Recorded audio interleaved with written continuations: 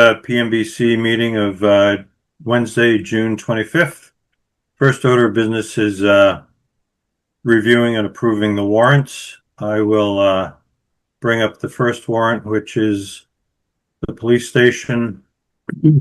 I'll let Eric talk to this. Let me share the screen. Yeah, so LOB and the waterproofing company conducted the testing on the exterior of 550 King Street, and the test results were a little bit conclusive, but not as much as we would expect. And it doesn't seem to be a rain or exterior water intrusion problem.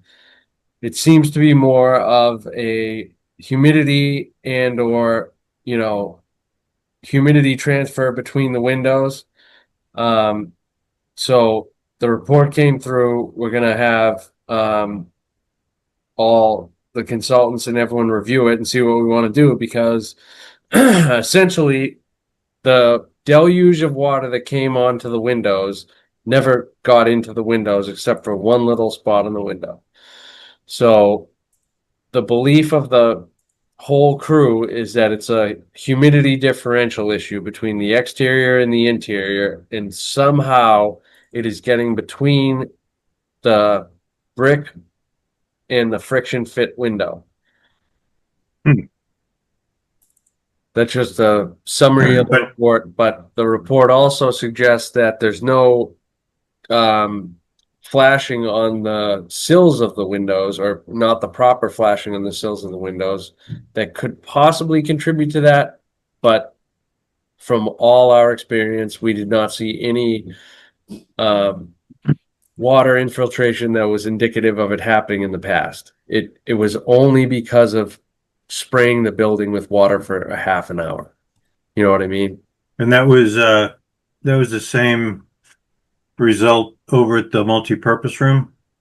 So the multi-purpose room was actually the better of the two windows, and that was the one that the water came through the panes, and the one where the trim was most effective, no water came through whatsoever, which is the worst thing you want to find when you're doing a study. Eric, how much force was the water? It was a decent spray. So they set up, I can send you pictures. It's like a PVC pipe tree like this with spray nozzles on it. And they literally deluged the window with water. And it took 30 minutes for the first window to leak. And that was the only one that leaked. And that was the one with the least significant damage. Something you wouldn't normally get in a regular rainstorm, though. Never. I don't think the building has ever seen that and will never see that. It is literally being sprayed by a hose on the window for 30 minutes and it leaked. But if it's a wooden window and it leaked before, you would see some type of damage indicative of water, and there was no evidence that it happened before. So we caused that leak the first time by deluging it for a half an hour. Interesting. So anyway, the invoice is for $9,340 to perform this test. Eric, I'm relying on you to confirm that this is a reasonable amount and make we'll make a motion to approve it. Yep, so it was done in two stages. They came the first day to evaluate and what the plan was going to be, and then the second stage they came, set everything up, and conducted the water test for the whole day. So it's good to pay. We're just going to have to talk about what we're going to do based on the report. Motion to approve. Is there a second? I'll second it, but I have a question. If it's not leaking and you're talking about humidity differentials, that sounds to me like condensation inside the wall, and that's an air sealing question, and an insulation question. And I mean, I think we should pay this for the test, but I don't think the building's issues are solved. I don't either. So we agree. We have Brian Fours in here, so I think we can. Okay. So the original facade project did not remove the windows. It was a repair of pretty much the facade above the water band that was around the perimeter of the building, re-roofing. And what was done around the windows was the flashing on the headers, as well as filling in the jams and adding extra insulation onto those jams. But the windows themselves, due to budget constraints, were not replaced or removed as part of the project. So that could be part of the air leakage that you're seeing with condensation. So one thing, Well, Brian, it wasn't just budget constraints, it was supply chain issues, if I remember. Okay, yeah, I have the files as well. I can look that up for the actual decision making on not pursuing the windows. Yeah. So just so everyone's aware, the windows in the masonry were not replaced with the prior project. When everything was done with the masonry and the parapet and the lintels and the headers and everything on the windows, the old windows were put back in and they were friction fit into place and not shimmed and sealed and flashed on the bottom. So the windows were not removed or touched at all. The casings inside the windows were removed and replaced. Yep. Correct. So the windows are the original windows. Yep. Okay. So anyway, there's a motion to approve the $9,340. Is there a second? Yeah, I seconded it. Okay, thanks, Bartlett. Roll call vote, Bob, Bob Bromley, yes. Bartlett, Bartlett, yes. Sean, John, yes.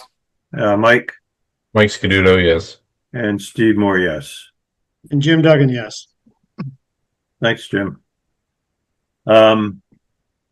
Next warrant is for, hang on, Senior Center. This was sent out, can you guys see this? Yep. This was sent out prior to the meeting. If there are any questions on it, comments? Brian, do you want to talk to this? This is mainly a lot of owner vendors on here. For example, we have Advantage Sports, which is the exercise equipment, which I know I do see Michelle on here. There's a request. Some of that is coming out of donation funds. Some of that is coming out of the project funds. WSP is our commissioning agent as they're closing out the project. Key Code Media was the AV consultant who was billing out for some of the remainder of their work. Key Code Media again, which was a two-part. There was a part A and a part B, in which we had held money when they originally invoiced to make sure that they had satisfied their contract. If you could scroll up just a little bit, Steve. Another Key Code Media that is also associated with part B, which had to do with the projector and the screen in the multi-purpose room. Commodore Builders for the $260,000. That is mainly most of the divisions billing out the majority of their work. There are also selective divisions throughout there to which they have reduced some of their retainage. We only reduced retainage on subs that have been clear and away from the project and wrapped up, as well as completed their closeout obligations. So for subcontractors such as your concrete sub, excavation, things like that, they've been completed their work for over a year, as well as satisfied their closeout. We've recommended payment for that. And then the LLB architects, as they're billing out their remainder of their construction administration. Same goes for the Vertex companies billing out as our closeout, and WB Mason, who is billing for some additional furniture as they close out their purchase order as well. We are still waiting to be billed for exterior furniture, as well as a couple other miscellaneous items on their PO, as you can see the balance of theirs. The WB Mason one says 36 King Street. We got something that shouldn't have been there? Yeah, so there was a couple items that had to be changed out, and in order to get the vendor to it was a third-party vendor other than WB Mason, and so in order to get the vendor to come back out again and do the changes, we had to make another PO for that. But I believe the ones that we're looking at have all been completed over at 36 King. They were there today. No, I think this is just referencing the wrong purchase order number. This is actually part of this. Oh, this is prior, yeah. Yeah. This is part of the senior center furniture. This was a partial billing for some couches, I think. That's correct. So that came today, yes. Yep. Just the wrong address then. Yep, sorry. Yeah, wrong address. I'll get that fixed. But the amount is correct. Any cannot other attest to that, comments? but I know it was delivered today.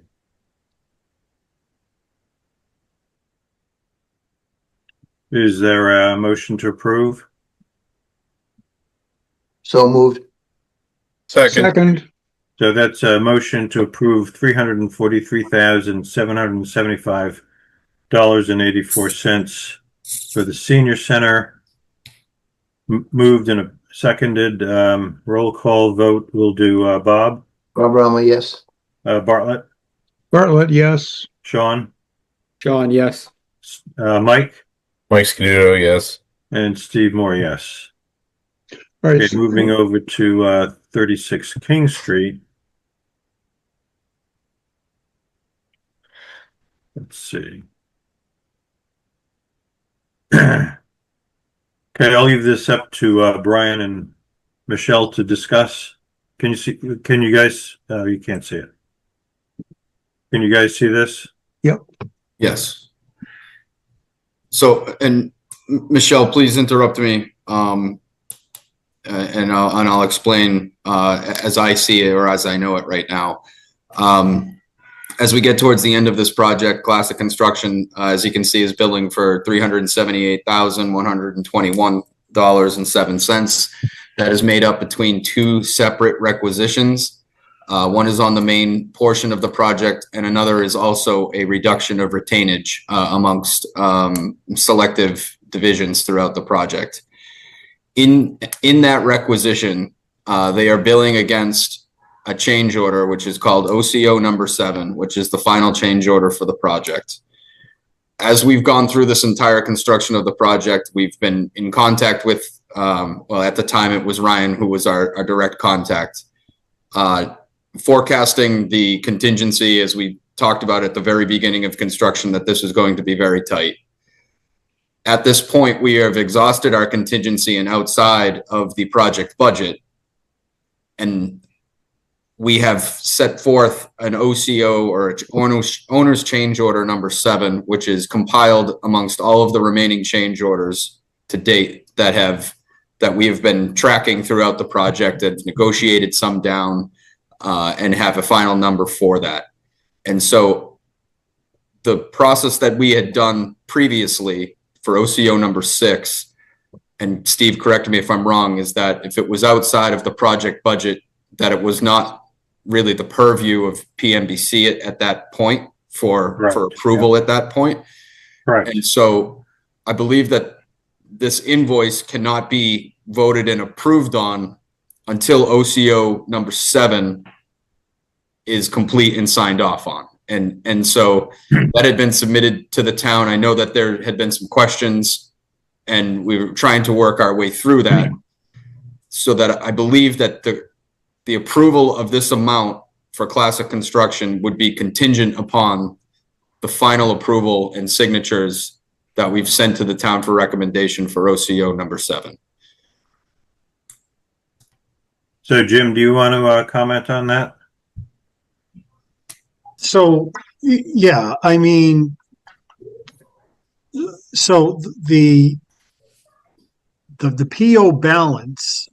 So, Michelle, where are we planning on, are we taking the funds from the culmination of all the different projects over the years that there was a balance to?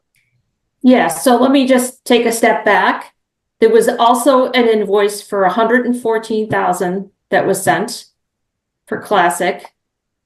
And so I couldn't put that one into this, even though it's really coming from the other capital articles for building needs.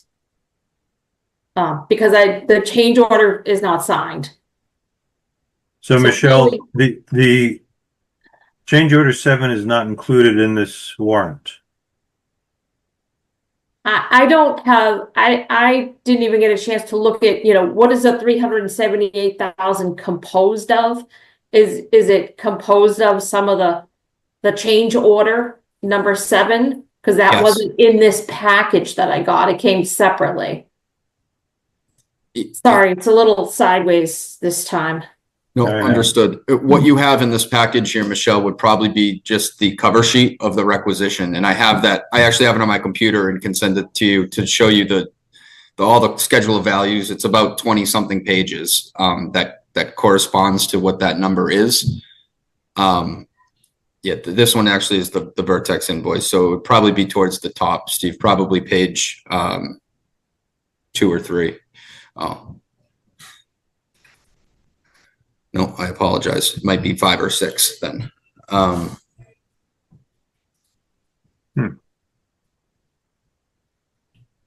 So what I had been looking for was really if we could get just some details around those PCOs that Yes. are part of change order number 7. Yes. And, I really just wanted to go over that with Jim, but yes, that would all 110,000 would all be coming from capital articles. Yes. And kind of sitting on our books. I would say as well, Michelle, and maybe this is something that you and I can sit down with in our vendor invoice packet that we sent out for the month as well. There's a budget status report that kind of shows the overruns that we've had in certain areas with contingency. Yep. There are also other buckets that we had budgeted for that we don't plan on using at the end, which help offset some of this from an overall appropriation of the project. For example, we did not exhaust all of our furniture budget, some of our security budget. While they're not huge or large sums of money, there are other funds and pockets that we have in our overall budget that may help with that overrun. Right, Michelle? but of the 2-point-something million, it's all encumbered in purchase orders. Michelle, are you saying there's another $114,000 that you have a receipt for or slip for rather? Yes. Yes, but I couldn't add it in because I don't have enough in the purchase order. And so in order to move that piece forward, which would be coming from our building, not from the project funds anyway, that it would be coming from our old capital article that we have. So as far as this warrant is concerned, are we saying that there are sufficient funds to approve 378,000 because we still have a balance of 39,000? Yep. So we can approve this invoice. Yes. Okay, based on available funds. Yep. Okay. Any other questions? No. Is there a How much- motion? Thank you, Michelle. Steve, one more question. How much more do we owe on this project? Does anybody know? Yes. I think the budget sheet is further down in this package. Well, the only thing that I saw was a Vertex. Oh, what's this thing? I can share it. But Bob, according to our invoice packet, there's just north of $200,000 remaining. Right. Altogether. Retainage and the 114,000 and then retainage. Correct. And then the balances for like LLB and Vertex and I can send a list of outstanding items from my side that what we have encumbered, et cetera, to That'd be the, very helpful. And then I can also supply you all of the backup with, I can even do a cover letter on each of the PCOs that make up that OC07. For example, the 40,000 that we had kind of separated out and had our own conversation about that. That is part of that OC07. So is there any, can I just ask, is there any sort of documented conversation between, say, you and Ryan for those PCOs? yes. So this was something that about midway through construction, we began holding bi-weekly PCO review of everything that has been submitted to make decisions on this, because there were large ticket items, I'd say towards halfway to beginning of the project, where we knew that was going to become an issue from a contingency and construction standpoint. And I can pull those up. And just for example, with those, there was a bathroom that was installed down in the basement that was, 47,000. We added an EV, an electric vehicle charger, at the request for 12. School department wanted lighting fixtures throughout the entire second floor to be redone. That was at $65,000. And then there were some other items that we needed to address, whether or not that this was going to become burden of the project from a deferred maintenance perspective. That had to do with bathroom fixtures that were not part of the project that were replaced for $29,000. We had some window repair that needed to be done, that while we had someone on site, they opted to do that now for $3,000. We uncovered a sanitary pipe, sewer pipe exterior of the building that had a blockage or a hump in it, that in order to get the correct flows, we needed to do in some investigation. And we wanted to do that now for around $7,000. So I do have that all broken down in detail. And I can find any other correspondence that I have with Ryan previously about the decisions that were made for those. I know that, like, it's probably all fine, but we should have the historical acknowledgements of, yes, proceed with these. So, lessons learned from a project, that we should, have all the documentation saved down on our end. Ryan, I think that's all stuff that we voted on though, isn't it? The bathroom and the fixtures and stuff, that's all stuff that was approved by the board. Correct, Bob. It was, yep. At the time. I'm sorry. we did, but we didn't have the funds to approve it. So it's kind of a gray area. I do agree that we discussed it and we agreed to move forward with the work, but any work outside the budget is outside of the PMBC purview. And to answer your question, Bob, at certain times of the project, we did bring forth those change orders as there was still contingency that could accommodate those changes at the time. So the decision to have the bathroom for $47,000 could be accommodated by the contingencies in the budget that we had at the time, as we were keeping a log, knowing that forecasting that if we came across some unforeseen conditions or additional asks, that might exhaust at that point later on. Seems like we were robbing Peter to pay Paul. Well, we're going to be paying for this out of a different pot of money. So for this invoice, we have sufficient funds to pay for it. Yep. So is there a motion to approve remittance to, well, per this warrant for $385,645.32? So moved. Second. Okay, roll call vote. Bob? Bob Rama, yes. Bartlett? Bartlett Harvey, yes. Sean? Sean, yes. Mike? Mike Scaduto, yes. And Steve Moore, yes. Okay, that passes. So moving on to the next order of business is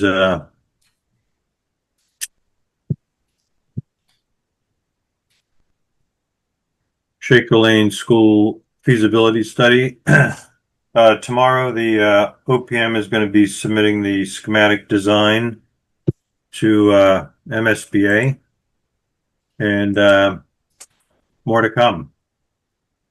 So, senior center update, Brian. Yep. As an update from our last meeting, we are making very good progress with the closeout documentation that should be ready to be handed over from the contractor within the next month as we financially close this out. So we're trying to hold on to as much retainage as possible, making sure that all the I's are dotted and T's are crossed. From our perspective, we're also downloading all of the documentation throughout the entire project off of Procore. I have an intern working on that to take care of that, to package up, as also to turn that over to the town.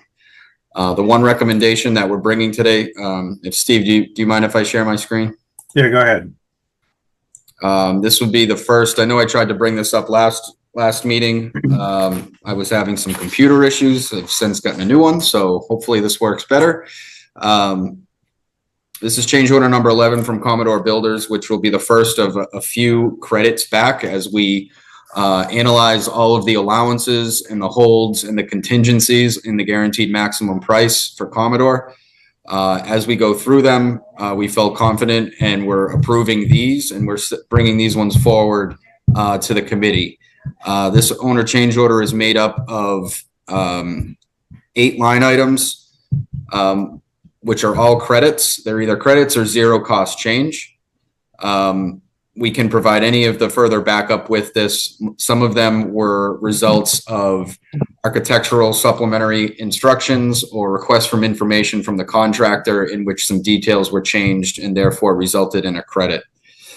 We also, throughout construction and looking at some of the details, there were level 5 finishes that were called out throughout the building. Identified a majority of the building that was either receiving artwork or was in a non-public area that did not need that level 5 finish. We found the schedule of values in the line item, and we took back that credit with agreement from the project team. So that resulted in a $90,000 change order back to the town.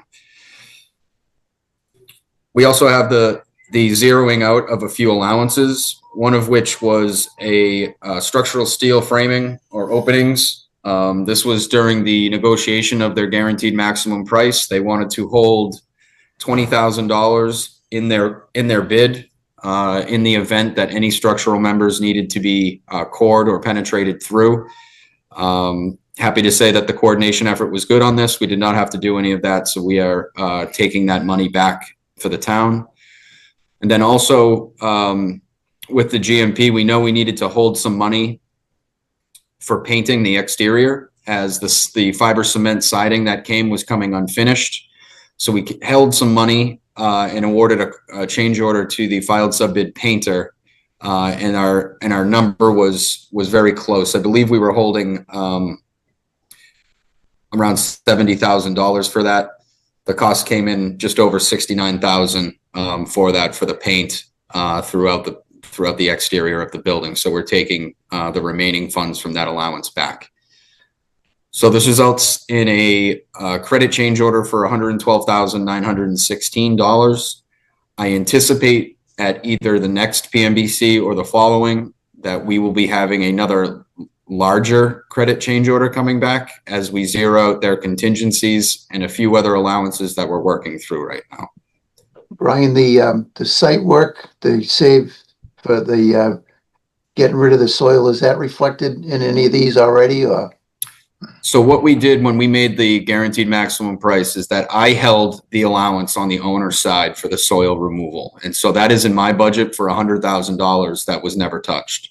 And so that, while it's in our budget, it was not under contract with Commodore or any of the subcontractors. So that will be something that ultimately will remain as unused funds at this point. ultimately the goal would be is that we receive all of the credits that we need back from Commodore. We close out all of our contracts and purchase orders with any other vendors. And then at that point, we'll be able to look at all of the buckets and remaining contingencies so that we can have a final number on what the project cost. Ultimately, I anticipate us being around $750 to $850,000 under our original budget. And that includes contractor and owner contingency? Correct. That's pretty good. Good money. Very good. Yeah.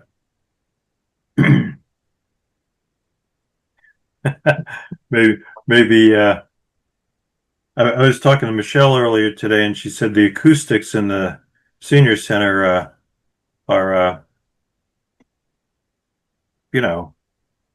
annoying. You can hear people playing pool throughout the facility. So I guess I talked to Liz. I guess she's getting some more sound attenuation material for the interior of the building.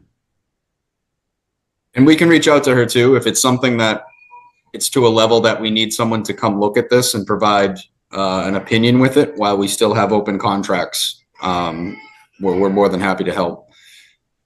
Yeah, we're going to be looking into that too.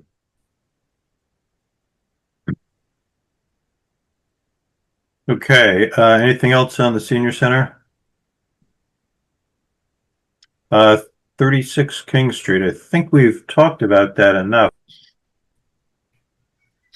But anything else? No, just Brian, if you could get me the PCOs that back up that change order number 7 Yes. to start with, and then I guess eventually we should have something for all the change orders that happen and kind of a summary that would be helpful, but not urgent on the other ones. Yes, absolutely. So the final keying was supposed to be done today. They ran into a little bit of trouble and they had to get one more lock, and they didn't want to exchange or change the keys on the exterior without exchanging keys with me. So we're going to be doing that tomorrow at 9, and I'll be exchanging keys with Parks and Rec, School Department, and the Fire Department to put in the Knox box. So that'll be happening tomorrow. Right. Eric, can I just ask, Eric, did you get an answer on the 2 different quotes? If we're paying for 2 quotes for them or just the new one? It's very confusing. Yes, I will verify that. I believe he said that we're only going to pay 1 quote because they had to modify the first quote to add a little bit or subtract the tax or whatever it was. So I think we're only on the hook for $5,000. I will let you know that tomorrow morning after 9 a.m. All right. Thank you. You're welcome. All right. Next item is the police station. Are there any more questions or comments? Just that, Eric, since you've been part of the project now, I'm going to forward you before the original project of the masonry repair. There was an even more original investigative study that was done by Vertex back in, I believe, 2019. And I had spoken with that project manager, and I have that report, and I want to send that to you so that you can have original documents. Well, I think the original documents are physical paper from the Carell Group and GNR Construction that was built back in 2000. And then we have the investigative report from Vertex in 2019. And then you have the report and construction documents from CBI Consulting, who performed the bid documents for the masonry repair. And then the latest report, which is from BES and LLB. So kind of a holistic where we started and how we got here. That'd be helpful. Yeah. Just so everyone else is aware, the Chief Pinard is going to be going away on vacation. So we decided to do a controlled test in his office, which is one of the offices that has the problem. So we're going to shut his door, lock his door, put the AC on 70, and see what the differential is between the humidity inside and outside, and if we have any water intrusion. Yeah, usually when he comes back, there's black mold all over the windowsills. Yep. So this will be an internal test. Yeah. So we'll see. So Brian, what are we looking at now? Having a consultant come in and tell us how we get rid of this condensation, or? Well, as part of the report, and I went through the scope of services that you engaged the purchase order with LLB and BES. They not only owe the work that was performed, they owe a report with recommendations in it as well as a meeting if we want to hold that to them to either come to and attend a PMBC meeting and share their findings and their recommendations, which I would suggest or recommend. I would as well, because Okay. there was a lot of, is it this, is it that? We don't know.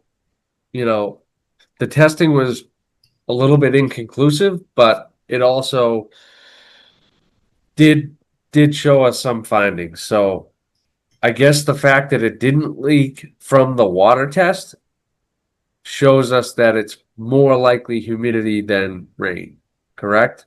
But did they focus the deluge at the windows, or did they focus it above the windows at the So we bullnose? We focused 2 deluges on the front of one in the front of the building and one on the side of the building on the 2 most concerning windows.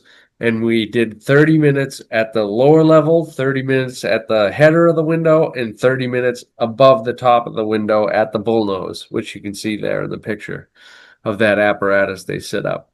And then George and I took all the trim off the inside so we could see what was inside. And part of the brick was removed along the sill by the mason.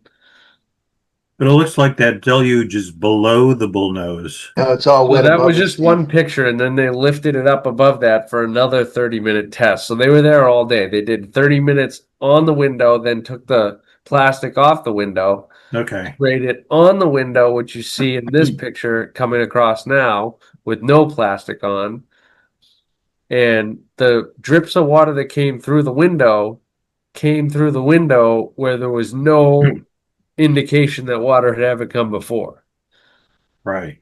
So I don't think the building has ever seen 30 minutes of water straight on the window ever.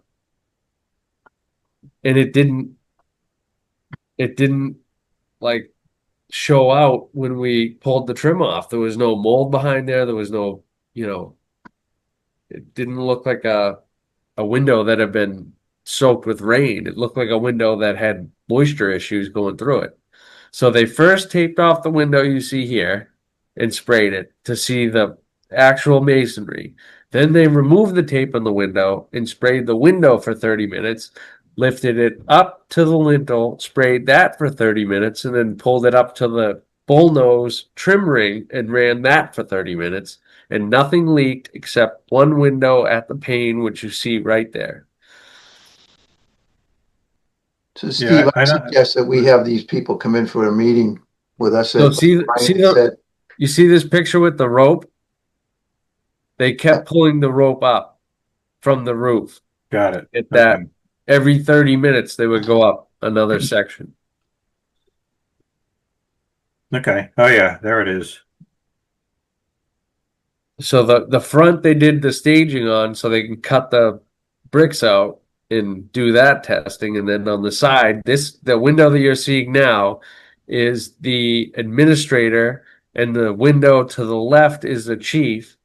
And the administrator window is the worst condition in all of the windows. It's bowed. It's literally almost probably 5/8 to almost an inch behind or off of the sheetrock. You can put your fingers behind the window in the trim. You can just slide your finger in. It just separated, pushed it right in.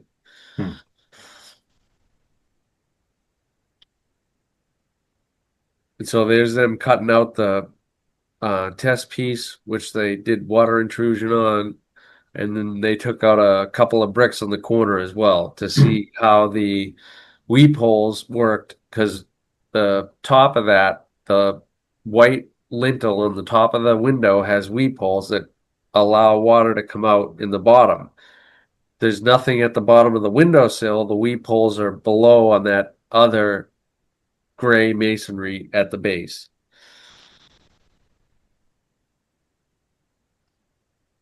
Okay. So we pulled that off. There was no water behind that after the deluge.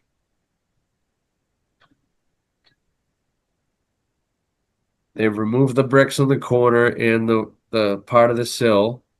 No moisture at all behind there. But there was no flashing, so they said if we're gonna do something, we should flash it, but I don't know if that's gonna help. Because we're not gonna have a fire hose spraying on the front of the window.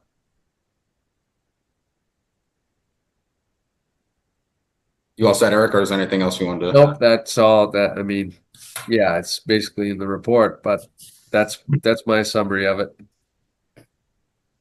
From being on site. That's good. Thanks, Eric. Yep. Any other comments or questions on police station?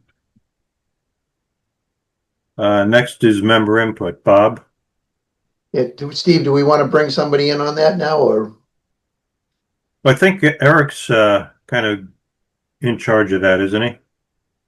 Yeah, I mean, I don't know where the PMBC would like to go from here. If you want to replace the windows, I mean, the windows were friction fit and they're not properly installed, but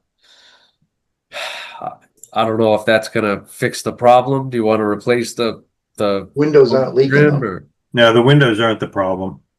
it's a humidity issue, so do we bring, We always questioned the humidity inside the building. and also the differential between the window that's friction fit and not sealed around the window and the humidity outside. So if it's 90 degrees and 90% humidity outside and inside it's 50 and or 50% humidity and 70 degrees, there's going to be transfer of moisture through that gap. So Aren't they thermopane windows? the windows are, but around the windows is a gap. They were never actually sealed around the windows because the original windows were put back in and friction fit into the new masonry. The windows were never taken out, Eric. Yeah, the windows are original. Yeah. Well, I think Brian's suggestion that we have the engineer come and give us their findings and recommendations is what we're looking for. Okay. Right. That might come at another cost, but it'll be, worth it, I think.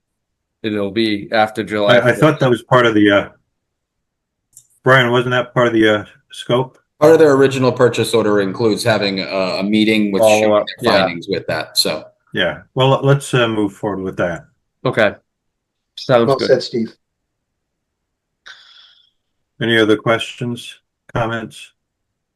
Oh, we're in member input. Bob, anything else? No, I'm all set. Bartlett? No, I think I'm all set. I'm really puzzled by this moisture in the walls and where that humidity is coming from, but other than that, I'm all set. Yeah. As well, yeah. They put a test onto that bullnose. It's basically a vial, and they molded clay around the bullnose, and the vial just sucked the water right into the bullnose. So they said that's kind of typical, and that's why there's weep holes behind the masonry on the front. So they don't think that's the issue. Yeah, there is flashing behind there. Yeah, we spent the whole entire day there, actually a day and a half, because the first day was the original setup meeting and what we're gonna do, and then we did the 8 hours of testing and then cut the masonry out, and we did every possible thing we could. George and I took the trim off the inside, they cut the bricks out the outside, we deluged from 3 different points all the way up, and no water came in except for one window after 30 minutes of keeping 1 or 2 panes in the window. But if it had ever come in before, you would see damage on the wood. It's a wooden window with the wooden panes, and there was no damage. So it looked like it was the first time water ever came through. Okay. Anything else, Harvey? Bartlett? I'm all set. Mike? I'm good. Thanks. Sean?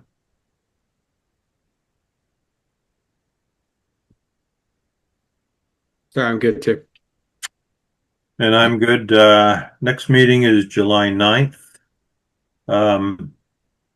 Brian, maybe you can let us know if the designer or the consultant can give us a report on the police station then. We'll reach out to them. Is there a motion to adjourn? So moved. Seconded. Roll call vote, Bob? Bob Rumley, yes. Bartlett? Bartlett Harvey, yes. Sean? Sean, yes. Mike? Mike, yes. Steve Moore, yes, and motion passes. Thanks for your time tonight, and we'll see you in a couple of weeks.